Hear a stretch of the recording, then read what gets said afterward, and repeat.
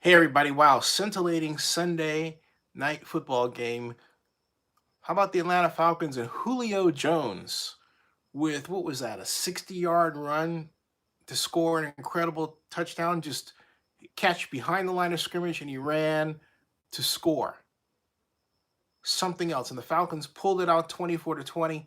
The Eagles were just tired. I mean, you could just see that the Eagles were just plain exhausted. Now, this was a week where originally I was going to go into um, yeah, how about the Niners, Rob?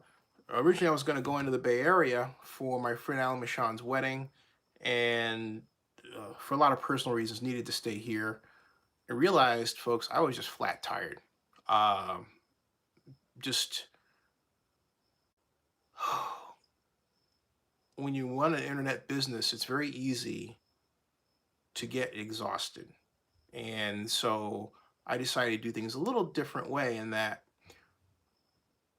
I would come in kind of cold and just talk about a game, right? But I want to do a little more preparation because a lot happened on this second week in the NFL. And among them, one of the things that happened as you and I were watching these games was do you realize Rick Ocasek of the Cars died? Yes, Rick Ocasek. If you don't know who Rick Ocasek is of the Cars, I got nothing for you. Not everybody knows who Rick Ocasek is or was. Like, for example, my mom didn't know. I was shocked. I said, yeah, the fellow I used to listen to in, so I don't remember, I wasn't, anyway. But Emotion in Motion, that's right. She's my best friend's girl. And that, what is that slow song that used to play at the Dry Gulch in UTA, and I would always try to get a woman to dance with me slow, right? You know how it is. You always drive. Thank you, drive. You always had your eye on that one that you normal danced with, and you got another normal dance with, and you wanted the slow dance. And got the slow dance. See, those are the romantic days. Now it's, but I digress. Drive was the car, and then of course Summer. It it puts me upside down. And the Cars, Enrico Kasich launched. I believe they made the first music video, if I'm not mistaken, if not the first one of the first music videos.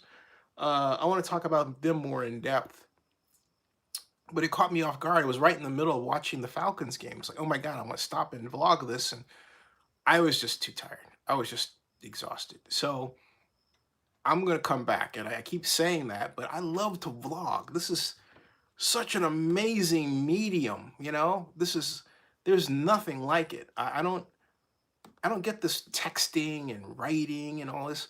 I just love to get in front of a camera and just vlog, you know cool stuff. But I'm going to do that tomorrow, longer form. What else happened? The Raiders lost 28-10 to the Chiefs. That's the other thing, is I thought maybe I could get the full game out here, but I didn't. And I wanted to watch NFL as much of the Game Pass as I could to really get an idea of what happened. Um, Although in the highlights, I got a pretty fair idea. For some particular reason, Paul Gunther decided he was going to go zone against the Chiefs, and the Chiefs answered back by playing trips to one side because the Raiders were not playing man for man. They were playing, can you believe this? They're playing a zone against three wide receivers on one side of the ball. Okay? That's nonsensical. I mean, it comes up, the classic who does that comes to mind. Who does that, right? Well, the Raiders did it. And so it allows a wide receiver to run through your defense literally without close coverage, and it does no one any good because you have three wide receivers on one side. Hey, John Akala, you have three wide receivers on one side, right? Versus let's do a count. Three wide receivers versus the cornerback here, all right? The slot back is uncovered. You have a high safety here, and you have a linebacker. So you have 3-on-3, but the three that you have that are in that area are not specifically designed to cover. They're playing zones. So you've got the safety here covering the high zone, right?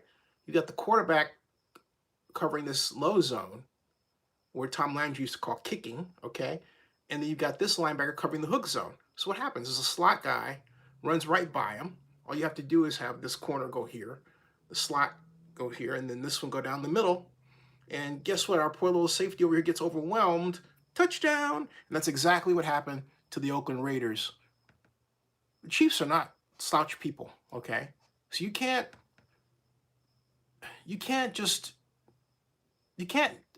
run defenses that and claim that you're trying to attack speed that way. I mean, the best way to attack the Chiefs is to blitz, and the Raiders didn't. I mean excessively. And if you're going to give up a quick touchdown, I'd rather give it up that way than the way we saw. Okay, so no, the bright spot of the game. Josh Jacobs had 12 carries for 99 yards, 8.3 yard average. So I know you would say, okay, how come he didn't get the ball more?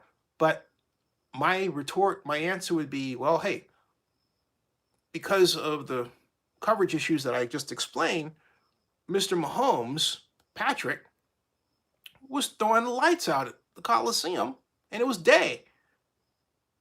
What, 343 yards, and if I'm not mistaken, 4 touchdown passes and no interceptions, whereas Derek Carr had 2 and threw for a paltry, by comparison, 183 yards. Well, let's face it, that's paltry. So we saw within a week the strengths and weaknesses. And no, I didn't see an adjustment from what I saw. That's why I didn't want to go in. That's why I didn't want to do this, cold and not go back and study, which is what I'm going to do in a few minutes. Tomorrow, actually. But I didn't want to do it that way, okay? But from what I saw, and I wanted to see more, the Raiders didn't know adjusting. But hey, look, all you have to do is look at the scoreboard, look at the highlights, look and get some idea, and the stats will take you the rest of the way. But I want some more details before I come to a conclusion. That was the Raiders game for the taking. Oh, and by the way, since we're talking about the Raiders, not only in in preparation for the Las Vegas Stadium Authority meeting tomorrow, I discover that the Las Vegas Stadium Authority is running a budget deficit of $424,834. It's growing, okay?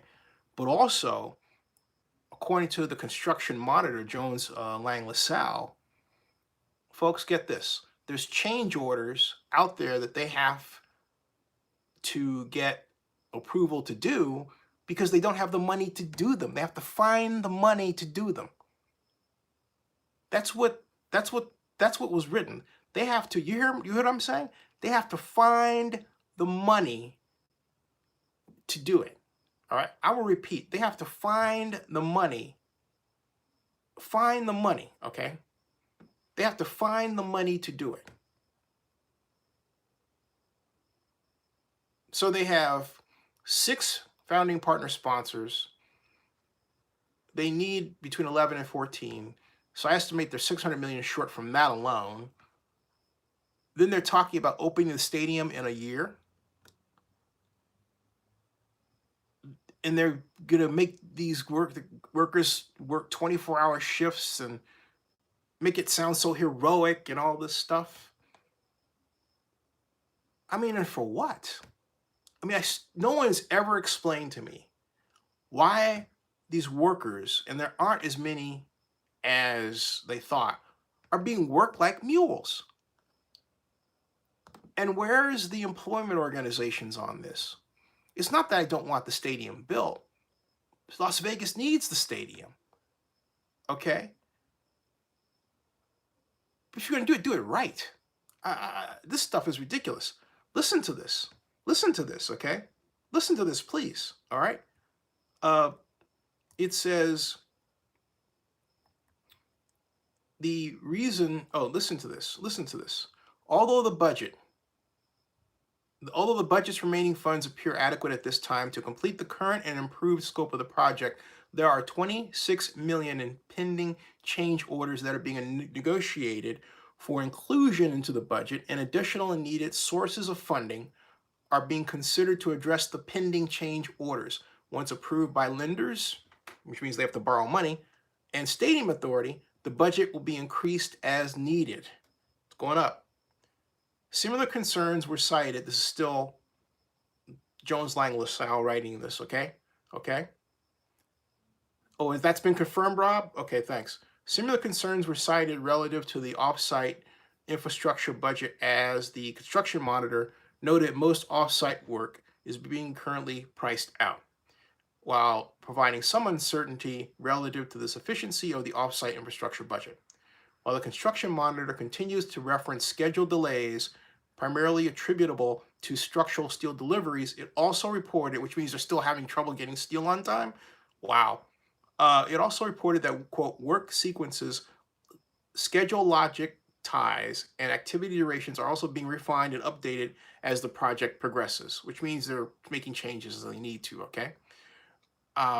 And the usual, quote, usual and customary schedule contingencies are included and maintained within the current completion timeline, allowing mitigation options for unforeseen schedule changes.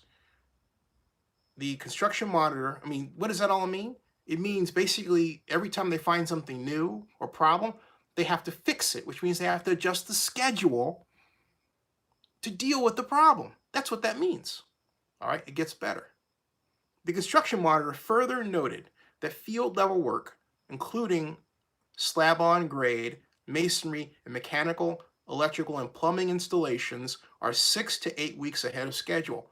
And as I write here, the reason the work just described as ahead of schedule is that the crews were instructed to turn their attention to other work in an effort to make up for lost time due to the roof truss assembly problem. But the real issue is the cost problem. And this is where the $278 million mechanics lien that I wrote about earlier this year set the stage. On April 17th of 2019, Zennie62 Media's Oakland News Now reported on a $278 million mechanics lien that was filed against the Las Vegas Stadium Authority and Mortenson McCarthy, the stadium builder.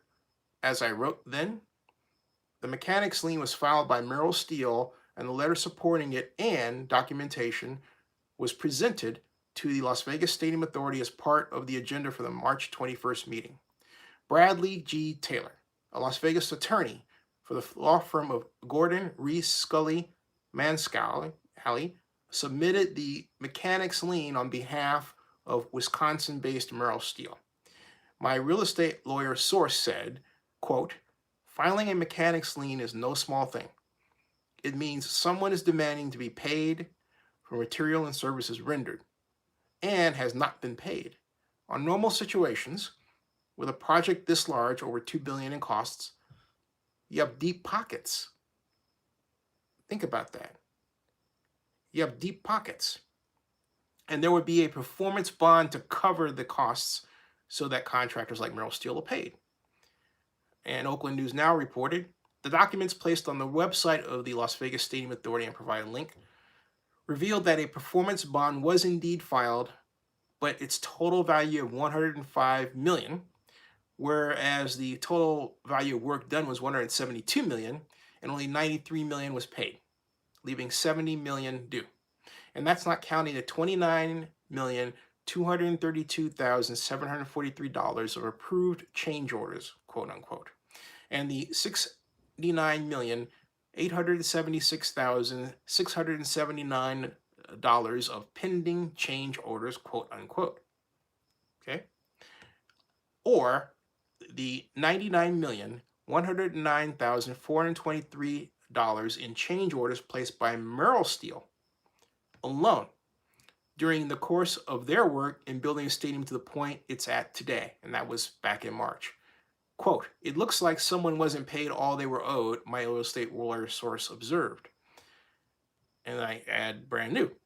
If we then look at the latest news that there is $26 million in pending change orders that are being negotiated for inclusion into the budget, and $50 million in change orders were already approved, then it's quite clear the matter of the lien appears to be outstanding.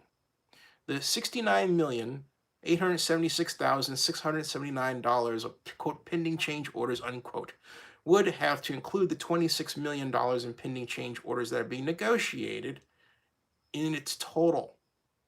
Either that, or these new pending change orders that are equal to 26 million or more, and that would be worse news. In other words, it's either they're part of the change orders that were quoted in the mechanics lien before, or they're brand new change orders that have nothing to do with the mechanics lien, which indicates what? Even higher costs, okay?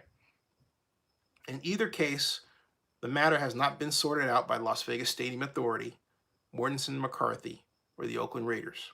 Moreover, the news that additional and needed sources of funding are being considered to address the pending change orders has this blogger asking, "You mean you haven't identified the money?